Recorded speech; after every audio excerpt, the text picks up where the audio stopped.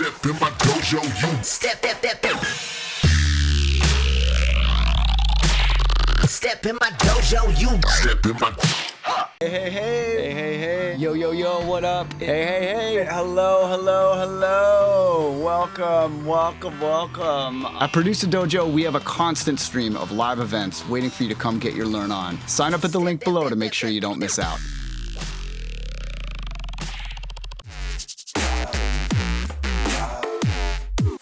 All right, up next we have a ninja slash sensei who is very, very near and dear to me, also known as Mufunka. Kevin came to the dojo having never finished a track that he really loved, and he started handing things in for mixtapes, and he got rejected the first time, of course, most people do, but he did not take it personally, and he showed great grit and tenacity and kept submitting the same track for the same mixtape, getting feedback after feedback after feedback, until at the very last minute, he made it on the mixtape, releasing his first track in his first month at the dojo, and that track ended up getting him a record deal, and now he puts out all kinds of awesome music. He's very deeply involved in the dojo. He makes some really hard to produce music, like super psychedelic, tripped out, crazy bass music.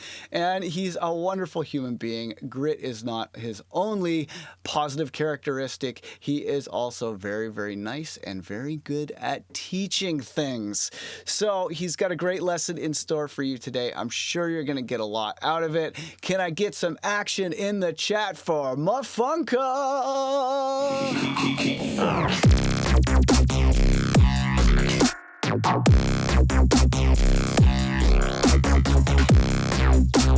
Hey everyone, Mufunka here, and I'm going to walk you through how I like to visualize my mix and some of the methods used to achieve a three-dimensional immersive mixdown with your tracks.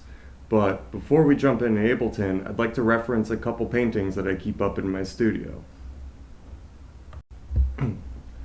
This first one is Extract by Jake Amison, Stephen Cruz, and Zach Johnson. And as much as I relate this to the checkerboarding arrangement technique, I would really like to focus on the use of depth here, because this is a two-dimensional painting coming through your flat screen to meet your eyes, yet the use of shading and size, making things smaller, and the perspective, which is the change in direction as things move further away, really comes together to make this piece so much more. And with this second one, also by Jake Amison and Stephen Cruz, you can really see how there's so much detail going on wherever you look, but there are parts that feel on top, like they're taking your attention, and there are parts that are building the backdrop. This is called the foreground and the background. And so when I'm going through my mix, I really try to position everything as though it's a painting or a room that you are in, so to say. And so let's go into Ableton and go through some of the ways you can create this kind of depth and very intentional placement with the sounds that you have. So before we jump into this project and the mix, I really want to mention how important it is to be reading and learning as much as possible about acoustics and psychoacoustics. Acoustics being the physics of sound, how a speaker makes sound and what a speaker is doing to do it, and how those sounds interact with each other in the air before they even reach your ear. And then psychoacoustics being the study of how humans perceive sound. And this is crucial when you're expecting to play on a big sound system, that you understand what those speakers are doing to use them as properly as possible. And then if you can understand more about how your audience is perceiving all of this information, you can better use the tools at hand to impact them.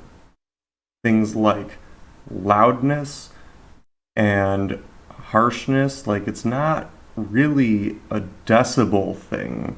You can have something that's a decibels higher than another track, but loudness in itself is its own study, and it's honestly better achieved with more negative space and more quiet parts in the track rather than turning everything up. That kind of, in the end, muddies it out and just makes everything a little quieter than your favorite tracks. And so, while this applies to like literally every part of the mixdown, I want to focus on localization, which is how you can tell if I'm in front of you or across the street or behind you when I talk, even if you have your eyes closed. It's these subtle differences in how the sound moves around the space and enters your ear.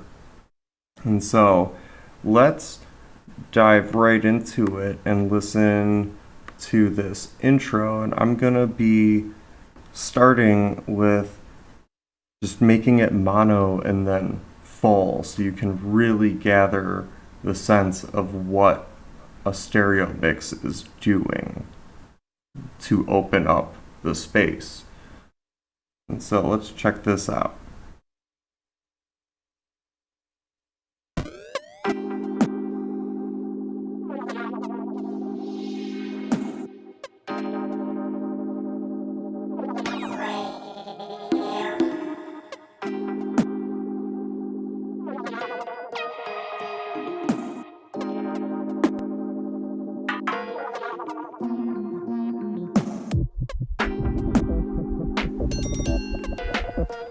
Alright, so I'm going to make it mono now.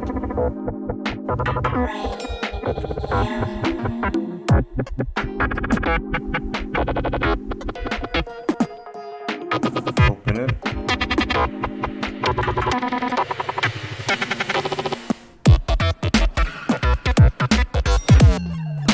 Alright, now let's check out this drop again with it just on mono.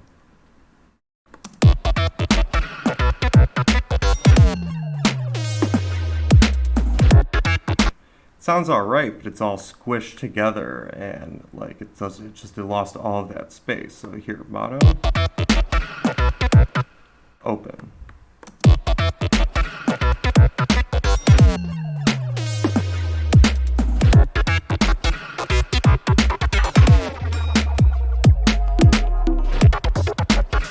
And so sidechain compression is really big for getting things to sit on top of the mix. Like you can hear when it's mono, the lead is still sitting right on top and it's demanding your focus.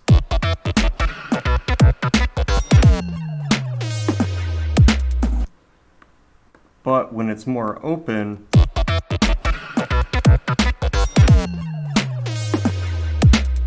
it kind of makes you feel like you're surrounded by the lead.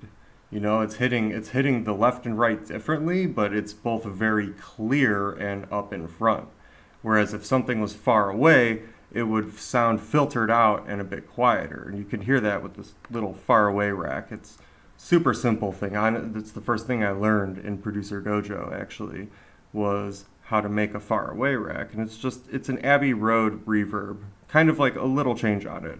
Normal Abbey Road reverb has shelves instead of pass filters right here, but it's this, works just the same.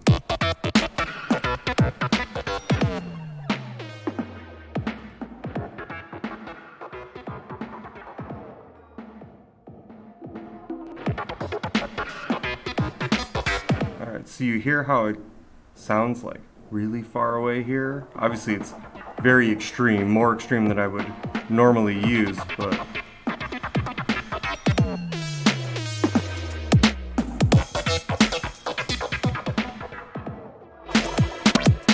just an example of how our brain will take just some simple filtering information, some amplitude information, and put it all together to create a localization. And now if you wanted to do the opposite, 'cause this is kind of taking a stereo sound and bringing it in and further away. If you wanted to take more of a mono sound and bring it out in the mix, there's, a couple. You usually end up putting the details first. You end up ignoring the big picture, getting stuck in a loop, and eventually you say, this doesn't sound like my hero. You give up and you start over. This happens all the time. If it's happening to you, don't worry about it. You're not bad if this is happening to you. This is a normal part of making music. Every producer has to go through this stage. Understanding how these three forces, mixing, composition, and sound design, come together is absolutely vital to making your music sound loud and clear and well mixed.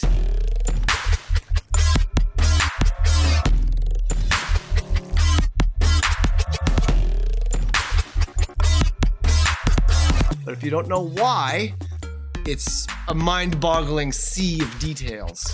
So if you want to know why to do what when you're composing the mix, you should check out my course, Composing the Mix.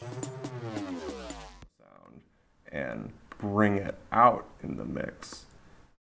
There's, a couple of different good ways you can do it. So let me turn off the processing here.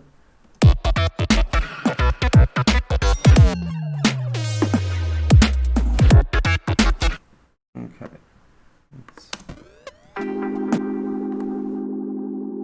All right, so this is mono right here.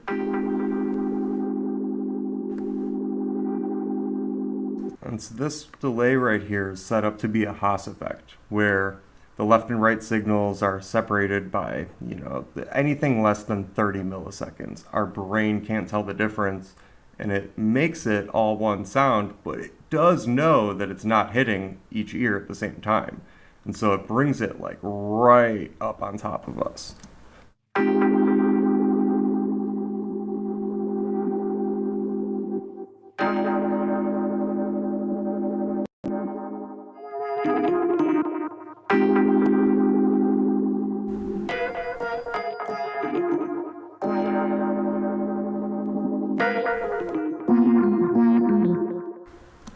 And this signal already has a little bit of like natural reverb on it. Sometimes if a sound is a little too dry, I like to put a little bit of reverb on it, but it really, really seems to work in this case much better after the Haas. And like here, let's try it out.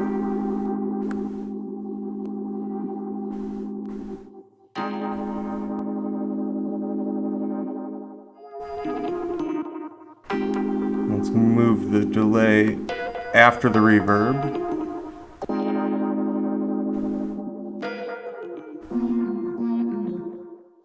I mean, in this case, both sound good, but yeah.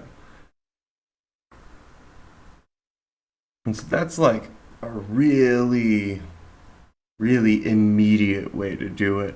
But I don't really like how the Haas effect sounds on all of my elements, especially like my leads and the basses. It kind of makes it a bit boxy or like phasey because you have the signals a little bit apart and they still merge together. But another way that I really like to enhance the stereo image of my sounds is with either a simple delay or a grain delay is also a really good one. So I have a couple delays here set up in different ways. This one, the first one, has an offset on the left and right. And so basically every time it goes through the delay circuit, it's changing its timing by little bits. And so it doesn't just happen once, it happens every time it cycles back through it. And so let's listen to... It's on this vocal right here. And so What it's doing is it's increasing the timing on the right and decreasing it on the left. And so the pitch is getting a little bit higher on one signal and getting a little bit lower on the other. And it starts to make this nice separation between the two. However, something else that I really like to do if I have something that's nice and wide already is put I call it a roll delay, but a short timed delay with a lot of feedback will make this kind of sound.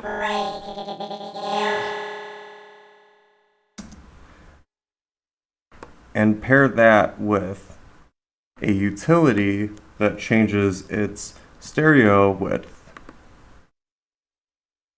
You get, let's put that right here.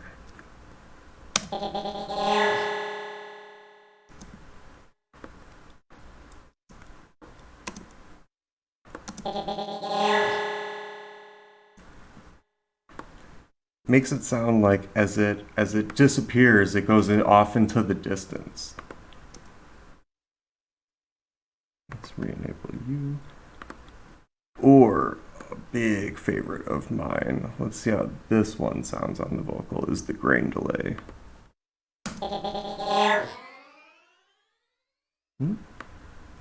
Kind of sudden, but...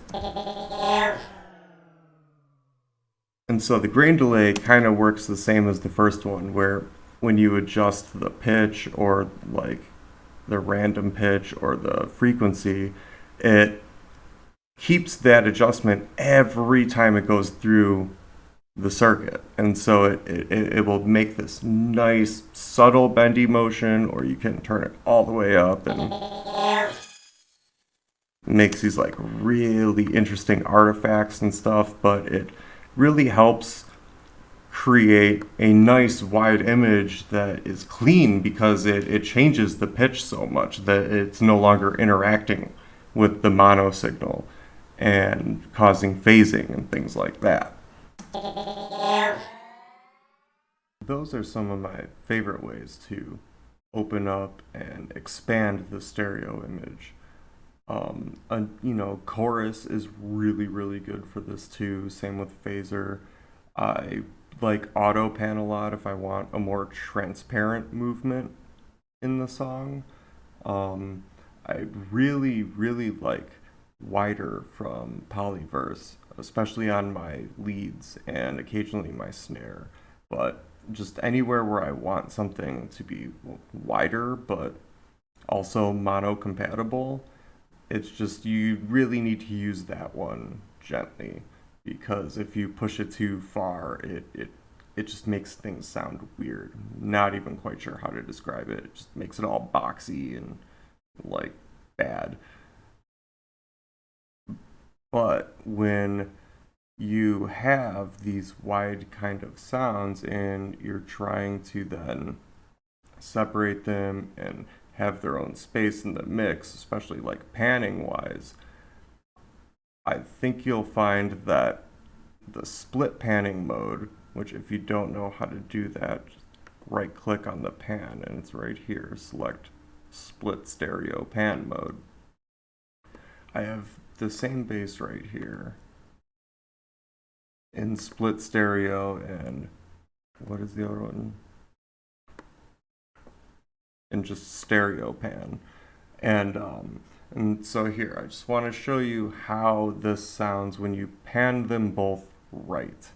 But with split panning, it retains all of the stereo image, whereas with normal stereo panning, it kind of just skews it all to the side and you lose a lot of information. So here, listen to this.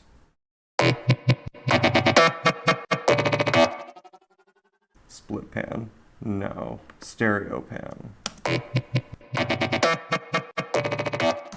go back.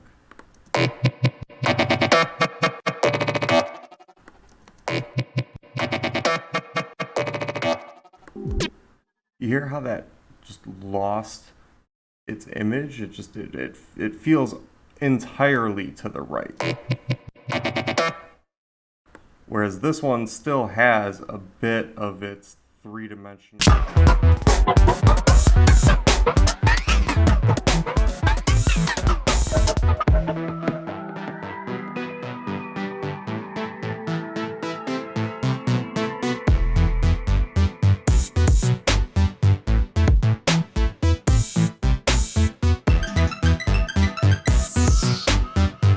One still has a bit of its three-dimensional space.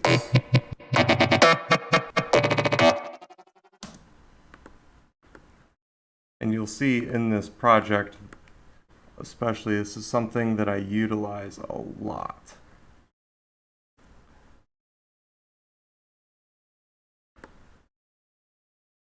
Something else that I am doing a lot of in this is mid-side EQ.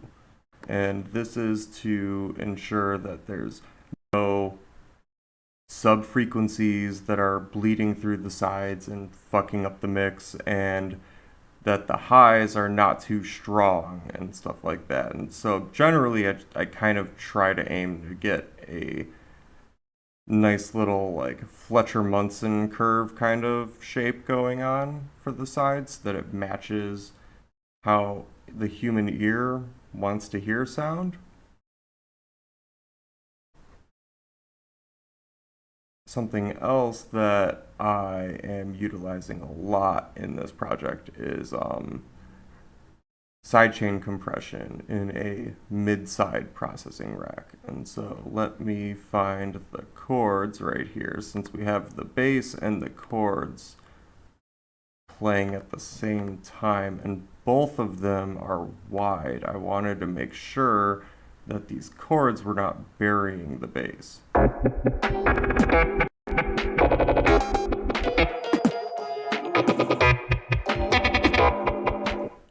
And so that is achieved with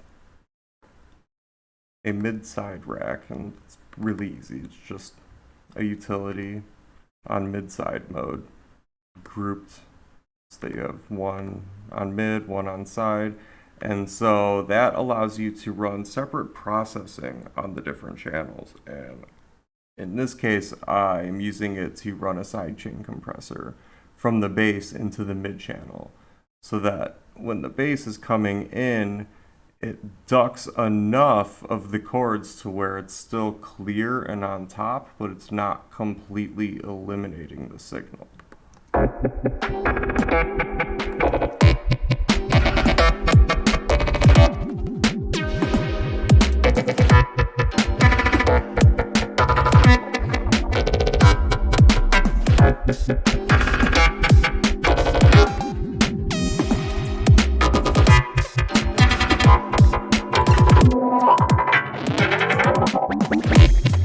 It's subtle, but it makes a big difference.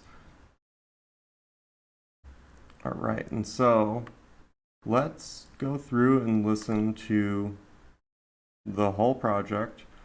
And I want you to try and keep in mind the things that we have been talking about, like the far away rack, the filtering that goes on to create depth when you're pushing stuff away, the Haas effect and the grain delays and stuff to help push things to the side and make them trail off in their own characteristic.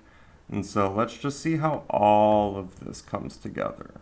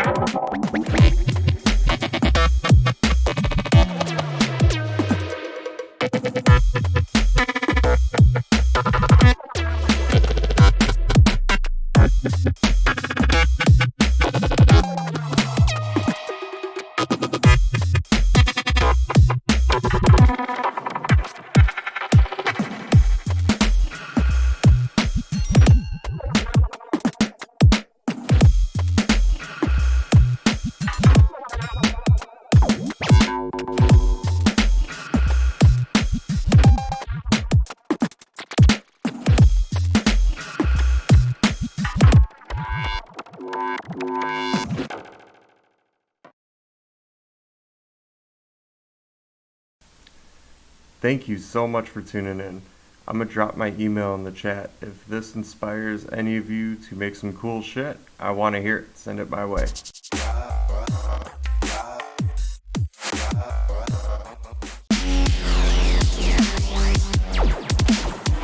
like that.